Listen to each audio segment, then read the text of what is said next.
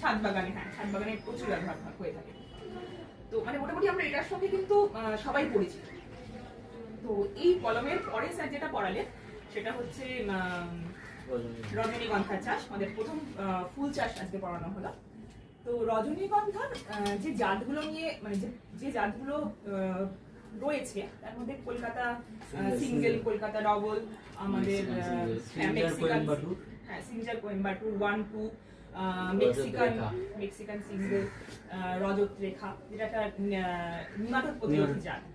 তো এই জাতগুলোর কথা আমরা পেলাম। তো এই জাতগুলো মোটামুটি বহুল ব্যবহার রয়েছে, বহুল মানে চাষ হয় আমাদের পশ্চিমবঙ্গের এই জলবায়ুতে। যেরকম মাটি প্রয়োজন সেটা হচ্ছে একটা ঝুরঝুরে মাটি, ভালো জল নিকাশি ব্যবস্থা থাকবে তার মধ্যে। আর যদি একটু আম্লিক হয় রজনীগন্ধা সেটা সহনশীল, রজনীগন্ধার পক্ষে সেটা ভালো। কিন্তু যদি দেখা যায় যে মানে অল্প আম্লিক হলে, কিন্তু যদি এই আম্লিকতার মাত্রাটা 5.5 এর নিচে বা তার কাছাকাছি চলে যায়, তখন তো সেটা আম্লিকের দিকে চলে যাচ্ছে। তখন কিন্তু আমাদের ডলোমাইট প্রয়োগ করে সেটাকে ঠিক করতে হবে। একইভাবে যদি ক্ষারীয় হয়ে যায় তাহলে জিপসাম প্রয়োগ করতে হবে। তো এইভাবে আমাদের মাটিটাকে কন্ট্রোল করতে হবে। আবহাওয়া মোটামুটি 20 থেকে 30 ডিগ্রি সেন্টিগ্রেড টেম্পারেচার, আর বৃষ্টিপাত যদি 120 থেকে 200 মতো হয় তাহলে মানে রজনীগন্ধার পক্ষে উপযোগী। এবার মাটির পরে যেটা আসলো সেটা হচ্ছে যে বংশবিস্তারের ক্ষেত্রে রজনীগন্ধার ক্ষেত্রে স্পেশালি যেটা হয় সেটা হচ্ছে কন্দ থেকে গাছ বেরোয়। তো সেই কন্দগুলোকে মোটামুটি 4 থেকে 5 সেন্টিমিটার, 2 থেকে 3 সেন্টিমিটার টিউবগুলো ব্যবহার করা হয়। আমাদের হেক্টর প্রতি 1.5 থেকে 2 টন মোটামুটি যদি বাণিজ্যিকভাবে সেটা চাষ করা হয় তাহলে সেক্ষেত্রে এটা ব্যবহার করা হয়। তো এবার জমিটা যে তৈরি করা হয় সেই জমিটার ক্ষেত্রে জমি তৈরি করার আগে মোটামুটি 50 টন পার হেক্টর আমাদের ফার্মিয়ার ম্যানিওর বা গোবর সার প্রয়োগ করা হয়। তার সঙ্গে গ্রামোক্সল 2.5 লিটার প্রতি হেক্টর হিসেবে হার্বিসাইড ব্যবহার করা হয়, এটা আগাছা নাশক হিসেবে।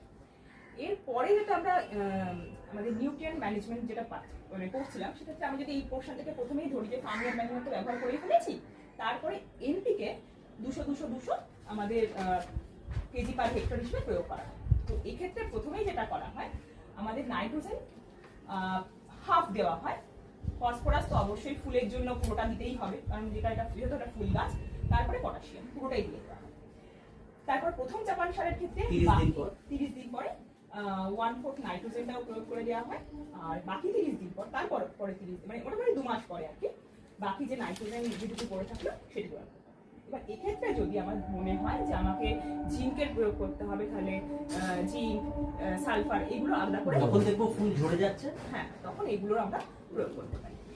তো এরপরে যেটা আমরা দেখছিলাম যে আমাদের রজনীগন্ধার ক্ষেত্রে একটা সেচ প্রয়োগটা বলতে হবে। সেটা হচ্ছে যে প্রথমে একটা আমার কন্দটা যখন রোপণ করে দিলাম তারপরে একটা সেচ দিতে হবে। তারপরে যখন গাছটা অঙ্কুরোদ্গম হলো তখন একটা সেচ। এরপরে যখন ফুল ফুটছে মানে গাছ পাতে যখন কিছুটা বেড়ে গেছে 15 থেকে 20 সেন্টিমিটার মতো গাছটা যখন হয়ে গেছে তখন আরেকটা সেচ। এরপরে যখন ফুল ধরে গেল তখন মিনিমাম একটা সেচ তো প্রয়োগ করতে হবে। আমার অবস্থা হচ্ছে সেক্ষেত্রে দুটো প্রয়োগ করা যেতে পারে। এটা হচ্ছে সেচ। এরপরে যেটা একটা ইম্পর্টেন্ট বিষয় সেটা এই স্পেশালি এটা রজনীগন্ধার ক্ষেত্রেই করতে হয়, সেটা হচ্ছে যে কন্দটাকে আবার কিন্তু 4% থাইও ইউরিয়ার মধ্যে ডুবিয়ে রাখার একটা ঘটনা আমরা দেখতে পাই। এবার থাইও ইউরিয়া এটা পড়তে গিয়ে স্যার আলোচনা করলেন যে থাইও ইউরিয়ার মানে প্রয়োজনটা কি, কারণ এই যে সালফার তো এটা আলাদা করে আমরা দেখছিলাম যে না আমার ইউরিয়ার সঙ্গে থাইও ইউরিয়ার পার্থক্যটা হচ্ছে কার্বনের জায়গায় এখানে সালফার রয়েছে। এবং এই যে সালফার অ্যাক্টিভেটেড সালফার তার কিন্তু রজনীগন্ধার গন্ধের তীব্রতা বৃদ্ধির ক্ষেত্রে একটা বড় ভূমিকা রয়েছে। তো সেই জন্যই কিন্তু এই থাইও ইউরিয়া প্রয়োগটা করা হয়। এরপরে যে পয়েন্টটা রয়েছে সেটা হচ্ছে হ্যাঁ ফলনের ক্ষেত্রে দেখা যায় যে মোটামুটি একটা গাছ থেকে প্রথম বছর আমরা 60 থেকে 70 কুইন্টাল প্রতি হেক্টর আমরা ফলন পাচ্ছি। দ্বিতীয় বছর আমরা মোটামুটি 110 থেকে 120, আর তৃতীয় বছর যদি 50 মতো আমরা পাচ্ছি। এবার এই যে ফলনটা যখন হয় তখন মানে গাছটা যখন আমার ফলনটা ফুলটা দিয়ে দিল বা ফুলটা যখন হচ্ছে, তখন এখানে দুটো প্রসেস করতে হবে। একটা হচ্ছে আমার গাছের প্রথমে যখন ফুলটা কেটে নেওয়া হলো, তারপরে সেটাকে বান্ডিল করে আমি জলে ডুবিয়ে প্লাস্টিক মুড়িয়ে সেটা রেখে দিলে মোটামুটি 4 ঘন্টার মতো ভালো থাকবে। এবার এক্ষেত্রে এই ফুল তোলা বিষয়টা কেন গুরুত্বপূর্ণ, কারণ কি রজনীগন্ধা আমরা কিন্তু মূলত বাণিজ্যিক ক্ষেত্রেই ব্যবহার করবো, অন্য ক্ষেত্রে তো না, এটা স্বাভাবিক, তার কতক্ষণ থাকতে হবে তার এই বিষয়টা খুবই গুরুত্বপূর্ণ। তারপরে যখন আমাদের কন্দর মোটামুটি আমরা তো ফেব্রুয়ারি থেকে এপ্রিলের মধ্যে কন্দটা পুঁতি, তার ঠিক আগে মানে তার আগে ডিসেম্বর নাগাদ, সেই সময় আমাদের একটা জিনিস খেয়াল করতে হবে যে ওই কন্দ কিন্তু মাটিতে রয়েছে, বা সেই কন্দটাকে তুলে নিতে হবে, পরিষ্কার করে শুকনো জায়গায় সেটাকে রেখে দিতে হবে, যাতে আমরা আবার সেই ফেব্রুয়ারি থেকে এপ্রিল ওই টেনিওলের মধ্যে ওটাকে ব্যবহার করতে পারি।